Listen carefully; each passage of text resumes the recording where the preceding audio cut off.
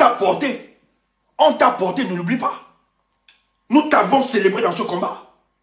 Parce qu'on estimait que, ouais, il y a quand même quelqu'un de différent sur le plan comportemental. Mais on ne savait pas que tu étais encore dangereux jusqu'à ce que c'est plus bon. Mais lorsque nous avions vu en toi, hey, des incohérences, certaines individualités, certains faits, nous on s'est dit, ah non, à la Lucie, c'est grave. Il y a tellement de dossiers qui nous ont écartés de toi. Toi, tu te construisais. Tandis que nous, on pense au Cameroun, tu te construisais. Tu dis que tu aimes le Cameroun, tu n'aimes pas le Cameroun. Si tu aimais le Cameroun, ta rencontre avec Macron devait avoir des effets sur le plan politique. Laisse des histoires qu'on a libérées, laisse ça, c'est la manipulation. On peut encore revenir sur cette histoire. Mais qu'est-ce que tu as fait? Tu as circonscrit un petit groupe d'intérêts. Tu as géré le business pour toi. Tu as refusé de porter l'intérêt général. Qu'on construise une philosophie face à ces autorités françaises pour la libération du pays. Tu as utilisé la contestation des Camerounais comme passerelle de négociation de tes avantages purement personnels. Qui l'ignore? Personne. Et c'est cette orientation. Tu te contredisais même déjà dans les directs. À moi, tu le sais, tu le dis.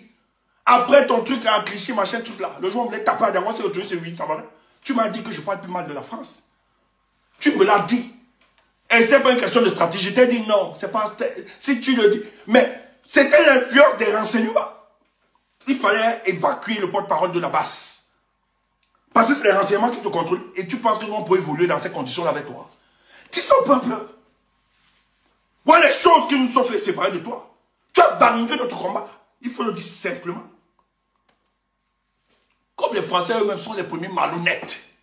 En chemin, ils t'ont lâché. C'est pour ça que tu as voulu faire le semblant d'immolation. Parce que le deal n'a pas marché. Que tu es revenu. Il faut dire son peuple. Donc ce sont tes propres turpitudes. Personne n'est responsable de ce que... Parce que nous t'avons porté. Et quand tu es un homme juste et cohérent, c'est écarté. Parce qu'il t'a parlé avant. Parce que ce que nous on fait, on se rassure toujours de parler avant. Frère, le chemin que tu empruntes là, tu n'écoutais pas. Tu écoutais les gens qui te faisaient seulement les Amalek. Père fondateur, des choses comme ça, des conneries à debout, qui ne correspondent pas à la vision que nous avons de notre pays. Nous sommes obligés.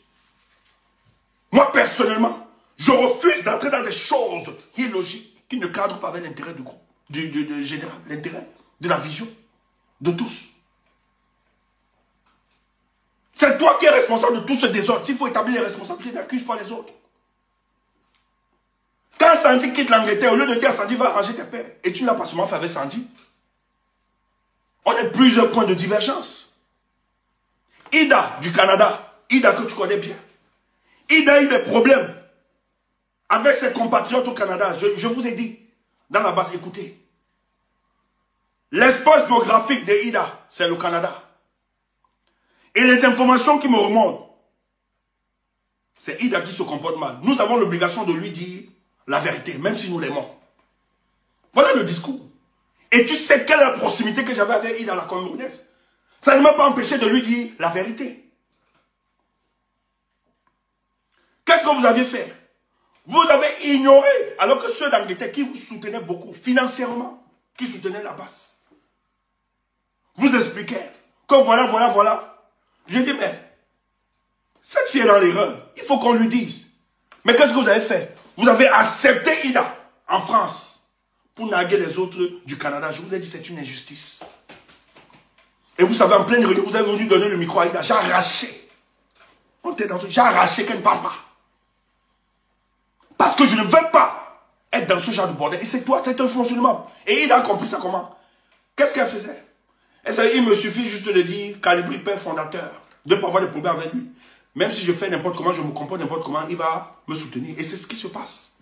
Tu n'es pas digne de confiance, tu es léger. Tu es léger, tu n'as pas de personnalité. C'est toi, ce n'est pas les autres. Nous, on croyait que tu as la dimension. Oh, quand tu sors, tes sorties, ça nous renseigne juste l'aigreur, la jalousie, le mal, la rancune que tu as à l'intérieur. Ton problème, c'est de détruire Sandy. Tu n'as jamais supporté que quelqu'un brille à côté de toi. On le sait. On le sait. Quand on dit soutenir quelqu'un, on ne vient pas faire ce que tu fais.